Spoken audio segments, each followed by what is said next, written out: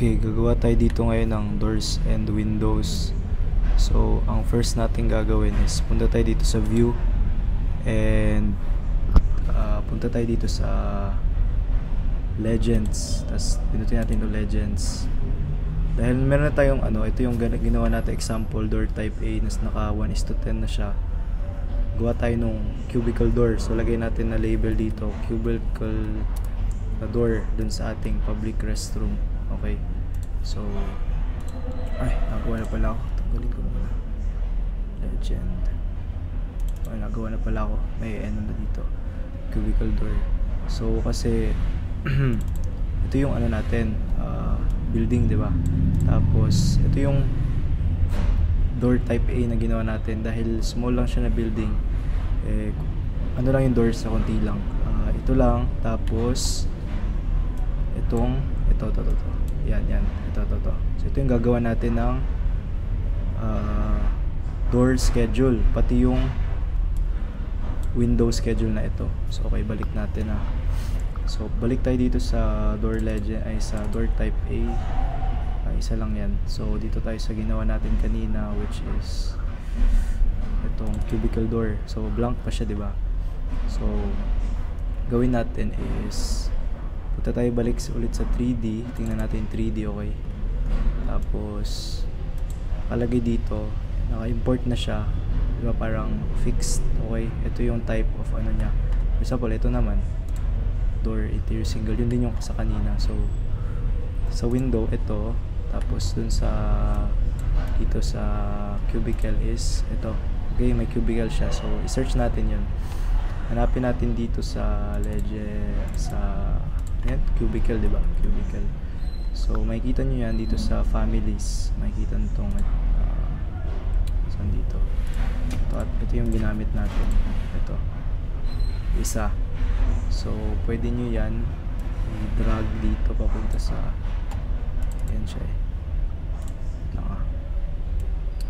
drag natin siya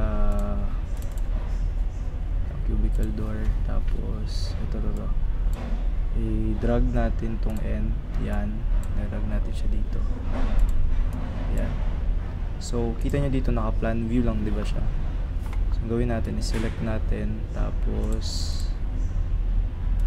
gawin natin front, okay? So ito ba yun? Ito gawin natin front. Yan pala yan, ito yung ginamit natin. Okay, so ito yun, front, niyan siya. Tapos pwede nating type kayo DI, so dimension. Tapos natin yung mga necessary na niya, dimension lines, gaya nito, yan. Tapos for second layer gawin din natin ulit. So ayan siya. So pag na-quit nyo na yan, balik kayo sa drawings, sa working drawings nyo ulit. Makikita nyo siya ulit dito sa dito mga pages natin, mga sheets. So nandito tayo sa doors and windows.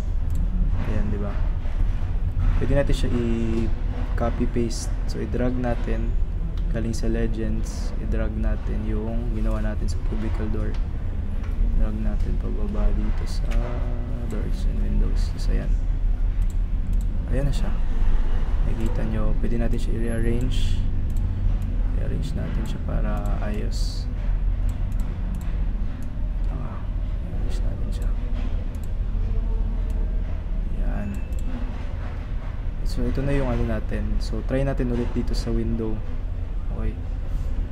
Ito, punta ulit tayo sa view, punta tayo sa legends. So bago na naman, lagay natin is window type A. Sige lang, kasi isa lang naman yung windows natin, same lang siya sa lahat. So window type A, lagay natin 1:10 ulit. Search natin yung window kanina. Ano yung keyword kanina? Parang Hafelia at nilagay ko. Ito, owning window siya. Drag natin siya. Ayan, naka plan view pa, diba? So natin, select natin, tapos lagyan natin front view. Okay, yan siya. So lagyan na natin ng dimensions. ito mga necessary dimensions niya, inner and outer, lagyan natin dyan, tapos inner, outer, yan siya. So kung makikita nyo, nasa under legends pa rin siya, diba?